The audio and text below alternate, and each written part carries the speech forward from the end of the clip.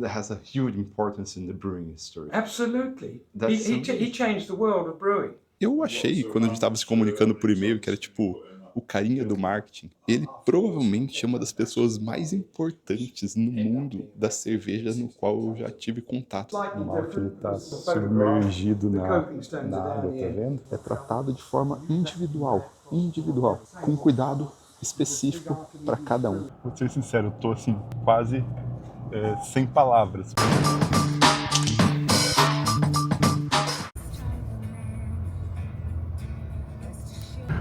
Muito bom dia, pessoal! Mais um dia de jornada aqui na Inglaterra. E hoje a gente vai fazer algo incrível. A gente vai em uma maltaria tradicional ver o processo de malteação no chão, que é algo bem antigo, poucas maltarias fazem ainda hoje, e essa é a única independente que ainda faz esse processo. Estou aqui com o Richard, nós estamos a mais ou menos 3 horas de Londres, indo para oeste, já perto do país de Gales, e a gente está indo para a maltaria chamada Warminster, na cidade de Warminster. A cidade ela foi construída em torno da maltaria, uma cidade pequenininha. Hoje a maltaria não é tão relevante quanto ela foi no passado para a cidade, mas ainda ela é o ponto alto da cidade. Então, só para quem não sabe como o malte é feito, eu vou dar uma breve explicação que eu acho que vai deixar a nossa visita lá muito melhor.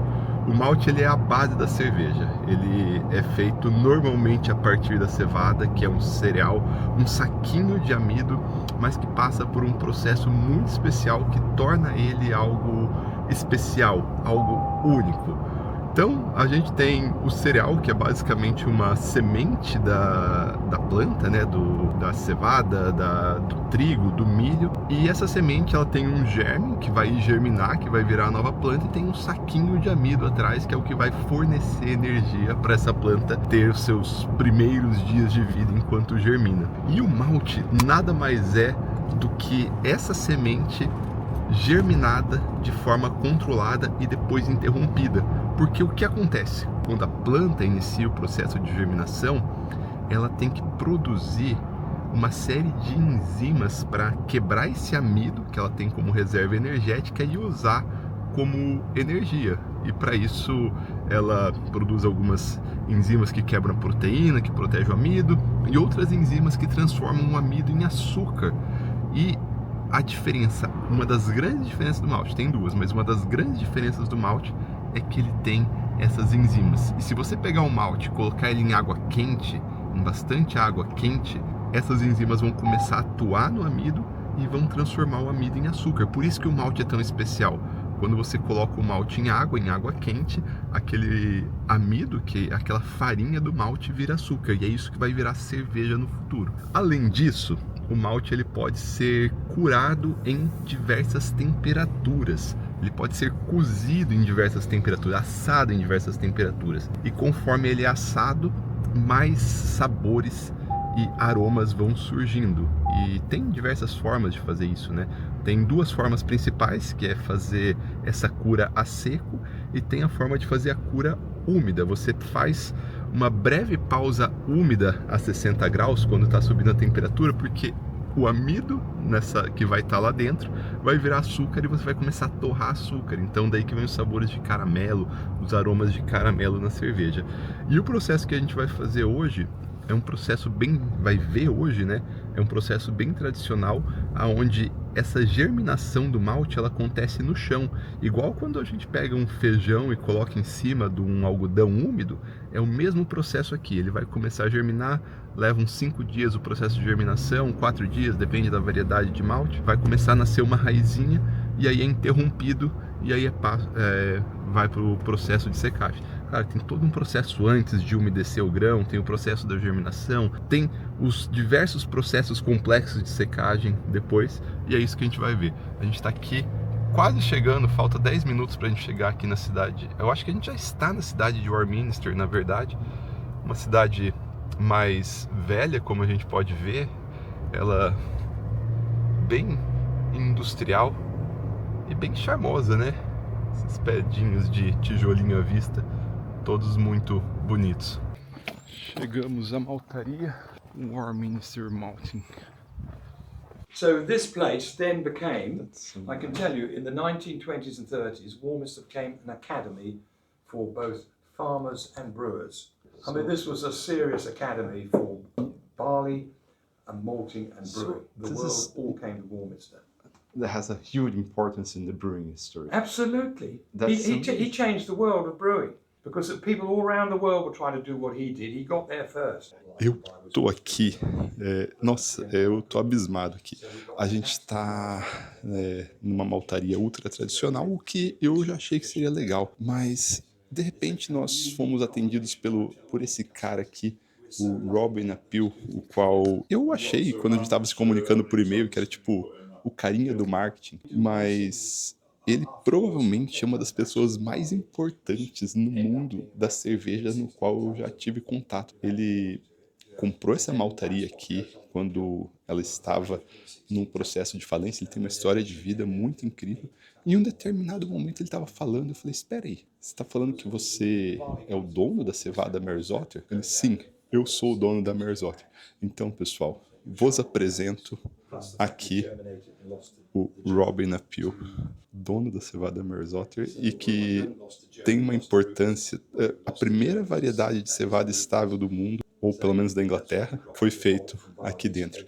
E ele comprou isso aqui para reviver, e ele tem feito um trabalho de vida, esse é o trabalho da vida dele, e ele fala de uma forma tão orgulhosa e feliz, assim, que é muito contagiante. Então, eu acho que a gente está no melhor lugar possível para eu mostrar para vocês como é feito o processo de produção de um malte tradicional.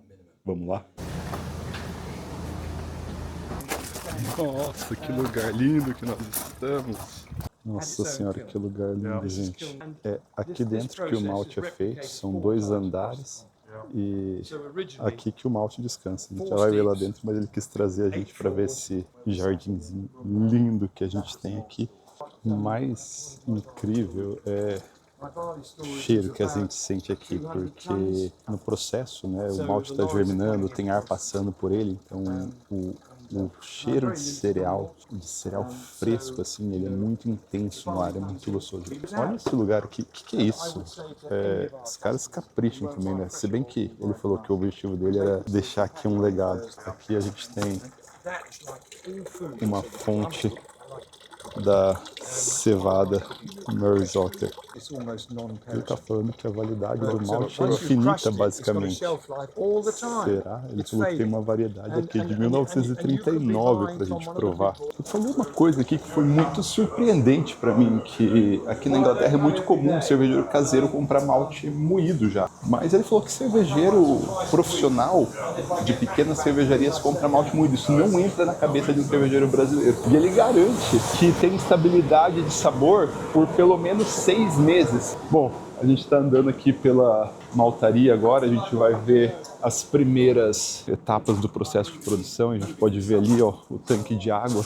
Então, provavelmente a gente está indo para a sala de steeping, que é o primeiro processo onde o malte ele é umedecido em diversas etapas, em diversos ciclos. Coloca água, tira água, coloca água, tira água, para ele chegar a 40%, 42% de umidade, 45%, dependendo da técnica de malteação. E aí, então, ele pode começar a germinar, que é o processo de steeping. O malte está submergido na água, tá vendo? Isso que acontece diversas vezes. Enche de água, tira água, enche de água, tira água. Então daqui, vocês podem ver que tem alguns motores ali, que são helicóides, né? Que podem puxar o malte. E puxa o malte para cá, ó, para essa tubulação com helicoide que manda ali para cima, aonde a gente tem a cama de germinação, e pode ser mandado aqui para baixo. E aqui a gente tem outra câmara de germinação. Vocês podem ver, ela tem 15 centímetros de altura mais ou menos, e ela é bem pequenininha porque cada malte tem sua especificação de quanto tempo vai ficar ali. E aqui tem um processo que é muito importante, que é revolver o malte, porque o processo de germinação ele é exotérmico, ele libera calor, ele libera muito calor. E tem todo um controle de temperatura, porque se estiver muito quente, consome amido, começa, não é, tem tem uma temperatura certa, tem que ser feito no inverno se não tiver controle de temperatura. Talvez aqui na Inglaterra não tanto, porque aqui é bastante frio, mas eles revolvem o malte tanto para remover a camada de CO2 quanto para homogeneizar. O malte precisa respirar, porque é um processo aeróbio. O crescimento é um processo aeróbio. Então ele fica aqui 4, 5 dias e nesse processo ele vai crescendo, a radícula vai aumentando, essa raizinha dele vai aumentando e é uma das formas com que eles controlam a germinação. O malte que está ali, ele é bem novo, ele não tem a radícula ainda, a raizinha. Quando ele começa a brotar, sai tanto a raiz que vai para baixo, quanto a parte da planta que vai para cima. E esse é um parâmetro rudimentar para acompanhar a modificação. Então, quando a radícula ela atinge metade, um pouco mais da metade, 3/4 do tamanho do grão, é um indicativo de que o que precisava ser feito foi feito. A partir daí, você já produziu enzimas, mas essas enzimas, em meio úmido, começam a quebrar o amido, e que é coisa que você só quer fazer depois dentro da cervejaria. Aqui tem o poço que eles tiram água, ó, e aí ela vai para essas piscinas que nós estamos vendo aqui agora. Aqui tem mais uma. Aqui é a parte externa daquilo que a gente estava vendo. E por isso que o cheiro de grãos, quando eu entrei aqui, era tão intenso. Porque essas janelas aqui, elas dão exatamente para as câmaras de germinação, que é o que a gente estava vendo agora há pouco. A gente consegue ver por aqui o malte sendo germinado. Olha que coisa mais linda. Aqui o aroma é sensacional. É grão, cereal intenso. Pensa, tem para lá, tem para lá, e o processo ele passa ar. Não deu para ver, eu acho, talvez eu não tenha filmado, tem alguns ventiladores ali não estão ligados agora, mas eles podem aumentar o fluxo e remover CO2. Tem que ter essas janelas abertas aqui, porque o CO2 precisa sair, produz muito CO2. E agora nós seguimos para a próxima parte, que eu imagino que, bom, se a gente estiver seguindo o processo correto, a gente vai para o kilning agora, que é a primeira... Ah não, a gente está voltando para a câmara de germinação, só que um pouco mais perto. Vamos ver de perto o malte germinando aqui agora. Então a gente consegue ver a cevada germinando aqui, ó, e aquilo que eu falei, olha o tamanho das raízes. And we have to keep managing that on a day-by-day basis, and we're using... Eu ia mostrar o processo manual de revolver o malte que eu estava falando para vocês, e é andar aqui por cima, revolvendo literalmente. Aqui tem uma maquininha que faz isso de forma mais simples, manual, né? Porque é pesado revolver o malte. Eles ficam passando aqui. Vai e volta, vai e volta. Eu já fiz isso em outra maltaria na República Tcheca, e lá eles tinham um carrinho, que você ia montado no carrinho, que chamavam de Malt Mobile. Um processo super artesanal. Olha as teias de aranha, vocês conseguem ver? É assim que isso não funcionaria no Brasil, mas é aqui que é feito alguns dos melhores maltes do mundo. Olha aqui, ó. Ali de pertinho, as raízes. E são raízes bem grandes, deve estar no 3º, 4º dia. Tá quase bom esse malte. O tempo de germinação depende de safra, não safra para safra, lote para lote. Basicamente depende da temperatura externa. Então ele fala que uma das grandes diferenças que eles fazem aqui é tratar o malte individualmente, porque quando você coloca 30 toneladas num processo maior, você tem basicamente uma média. Alguns sobre-modificados que passaram no ponto, alguns submodificados que faltam chegar, e aqui eles tratam um pouquinho, ó. É isso aqui, ó. É tratado de forma individual, com cuidado específico para cada um. Aqui embaixo tem um helicoide, que é o que vai empurrar o malte até a próxima etapa. Isso aqui ele gira e ele empurra o malte para a próxima etapa. Aqui já dá para chamar de malte verde. Depois que o malte é germinado, ele está ali com umidade muito alta, se ele continuar assim, a germinação vai continuar acontecendo, a planta vai começar a se desenvolver e você vai perder o malte. Então, nessa etapa, agora a gente vai remover, né, os malteiros vão remover a umidade de uma forma controlada, tem todo um processo para isso, para não destruir as enzimas que foram criadas. Começa num processo com uma ventilação grande para remover com temperatura mais baixa e depois é aquecido com ar quente para que você chegue num nível de umidade muito baixo. Depende do tipo do malte. Aqui tem um kilning antigo, né? é basicamente um forno, mas não é o que eles usam hoje. Não é de assar o malte, mas o objetivo aqui é passar um ar por baixo e ir removendo a umidade. Ele está falando de uma curiosidade que isso aqui é muito antigo, né? E que o K aqui está errado, de trás para frente, mas que no outro eles fizeram o K certo. Então, na verdade, aqui que entrava o carvão. Mas como isso aqui é muito velho, ele não consegue abrir mais, porque foi pintado e tudo mais. Agora sim a gente vai para a parte do kilning, que é o que eles usam mesmo hoje. Então aqui basicamente o que a gente tem é um forno a gás que consegue soprar vento, fazer esse vento passar pelo malte, eles conseguem controlar exatamente a temperatura e o fluxo de ar para que ele seja seco de uma maneira suave no começo e atinja altas temperaturas no final para desenvolver aroma e sabor. A primeira parte é para proteger as enzimas, né? Você vai de 42%, você reduz isso para níveis bem baixos e aí depois você finaliza aumentando a temperatura e eles chegam aqui numa cor de malte que é até um pouco mais que o Munique. Então eles não vão para maltes muito escuros. Quanto maior a temperatura, só para dar exemplo, um malt pale inglês deve chegar aqui por volta de 90 graus de temperatura final. E aí começa já a assar a casca do malte, e o amido do malte começa a dar sabor de amido assado. O que é amido assado? Pão, massa assada, massa de pizza, casca de pão. E é daí que vem os sabores que as pessoas sempre falam, né? Que os maltes base, eles têm aroma de panificação. Se aumentar mais ainda, você continua assando o amido, vai ter biscoito, que é o que o malte inglês dá. E aí, depois que o malte foi seco, a raizinha ela fica muito seca também, né? E ela é bem astringente. E ela não pode estar no produto final, aquela raizinha. Então, vem para um tambor rotativo aqui com peneira por fora que vai batendo. Como ela está bem quebradiça, ela fica dessa forma aqui. E ela é ultra proteica, então vai para alimentação animal. Agora sim a gente está com o malte finalizado, é só ensacá-lo e mandar para a cervejaria. Muito resumido, mas cada etapa desse processo tem muita ciência. O processo de steeping, né, o primeiro processo, as formas com que você faz, os ciclos de colocar e tirar água, a germinação, tem desde a altura, o malteiro pode controlar a altura, a temperatura, o tempo de germinação, o grau de modificação. Depois, no kilning, as rampas de kilning, né, como que você vai secar o malte, como que você vai subir a temperatura, até qual temperatura você vai subir. Tudo isso vai influenciar em como é o malte final. E quanto mais cuidado você consegue ter e mais individualidade você consegue ter, melhor você consegue ter o malte. O que eles fazem aqui é basicamente um trabalho artesanal.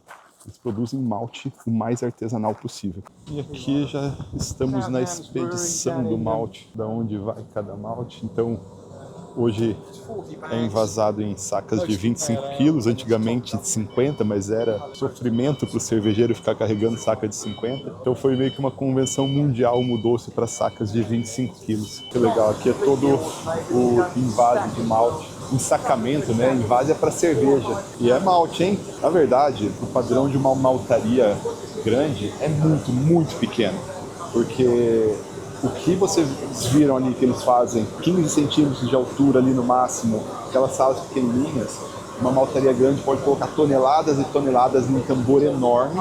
Tem circular, tem retangular, mas geralmente das formas mais modernas, um tambor enorme, com toneladas de malte. Insuflar ar para tirar o oxigênio, daí eles fazem a germinação dentro desses tambores, quase como se fossem silos, né? Aí tem revolvedores automáticos que ficam passando.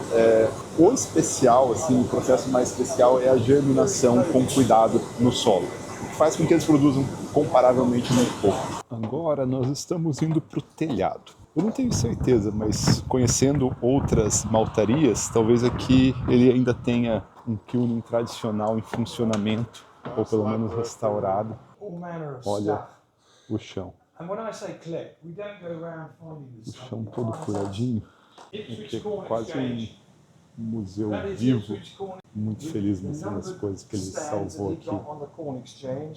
Então, essa sala aqui, ela emula como era o kilning original. A gente está exatamente agora em cima de uma superfície toda furadinha, tá vendo esses furadinhos?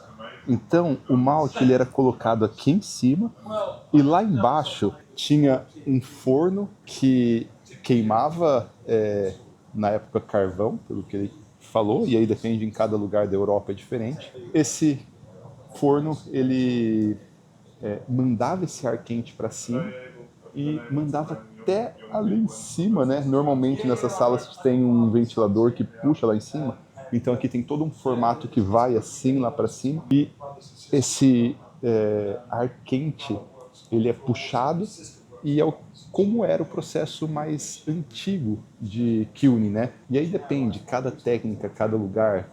Em muitas outras maltarias normalmente era 2, 3 andares. O primeiro andar ficava muito mais quente, o segundo andar mais frio, o terceiro andar mais frio ainda, e era feito em série.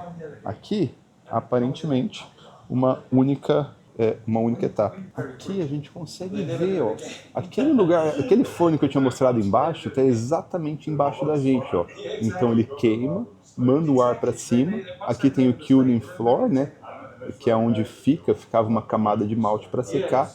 E o ar quente ia para cima, um estágio só então. E aqui a gente consegue ver todo o design da maltaria, o corte lateral e o corte superior aqui. Então, eram 4 kilns. 1, 2, 3, 4, que foram exatamente os fornos que a gente viu lá embaixo. Interessante, isso é muito incrível, galera. Vou ser sincero, eu tô assim, quase sem palavras, porque de alguma forma eu fui pego de surpresa aqui. Eu tinha visto informações sobre a maltaria, visto que era uma maltaria tradicional e tudo mais, importante para a região. E aí eu estava falando com o Robin por e-mail e eu achando que o Robin era tipo o menino do marketing. E aí eles nos recebem, o Robin já é um senhor de idade. Pensei, bom, deve ser um guia então, né? Porque é muito comum às vezes mandarem a cervejaria ter um guia para mostrar. E aí ele leva a gente para uma sala, umas cadeiras bonitas, tudo muito chique assim. E ele senta, a gente começa a conversar, ele faz umas anotações assim com uma caligrafia que eu nunca vi isso. Eu queria ter tirado foto das anotações, mas achei que seria uma invasão de privacidade, né? Mas uma caligrafia perfeita, assim, uma letra meio em metálico, assim. E aí ele começa a conversar, e ele fala empolgado, e ele vai contando a história, conta a história da maltaria, e aí a gente vai vendo a importância que ela teve, tanto na história da cevada cervejeira aqui na Inglaterra como um todo, quanto na preservação de uma das maiores relíquias que a Inglaterra tem, que é a cevada Mary's Otter. E em algum ponto ele fala que ele passou a ter direito sobre a propriedade do Mary's Otter, não sei o quê. E eu olhando assim, e a gente não estava gravando nessa hora. Aí eu perguntei, pera, eu tô entendendo certo? Você é o dono da Mary's Otter? E aí ele fala, sim, eu sou o dono da cevada Mary's Otter. A cevada Mary's Otter é uma variedade de cevada tradicional muito, muito especial aqui na Inglaterra. Ela é a base da maior parte das boas bitters e muitos cervejeiros consideram indispensável para você fazer o que hoje é a bitter tradicional. Ela não data de tanto tempo atrás assim, né? Então as cervejas nos anos 1800, começo de 1900 não eram feitas com cevada Mary's Otter, mas o que acontece? A Mary's Otter é uma variedade de cevada. Assim como existe variedade de banana, como existe variedade de lúpulo, como existe raça de cachorro, existe variedade de cevada, tipos diferentes de cevada. E aqui na Inglaterra elas vão sendo... Tem as cevadas que predominam por um determinado período de tempo, né?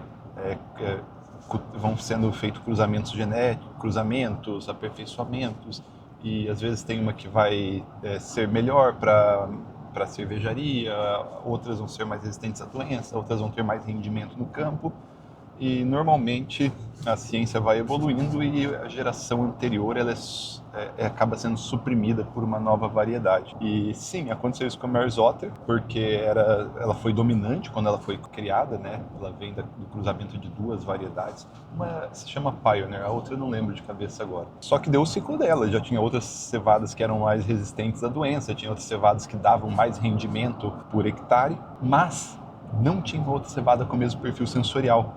E ela permaneceu, ela quase morreu porque os agricultores não queriam plantar ela, mas tinha demanda, os cervejeiros queriam usar ela. Foi esse cara que recuperou.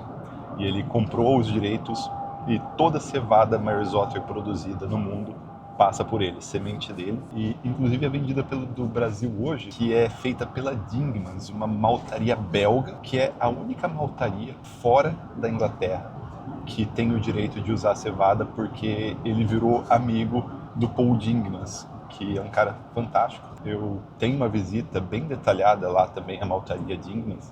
Ela não está publicada no canal. Acho que vale a pena recuperar esses vídeos antigos e publicar. Então foi impressionante, é impressionante toda a importância e a empolgação que ele tem em falar das cervejas, assim, da cevada, do malte. É algo realmente ímpar. Agora a gente está saindo aqui do sul e vai até quase o norte da Inglaterra, para a cidade de Keighley, aonde a gente vai visitar talvez uma das cervejarias mais importantes aqui na Inglaterra, que é a Timothy Taylor. Praticamente todos os cervejeiros, ou boa parte dos cervejeiros que eu converso, tem a Timothy Taylor, a Landlord, que é uma das cervejas deles, como a melhor bitter da Inglaterra. Vamos ver como é.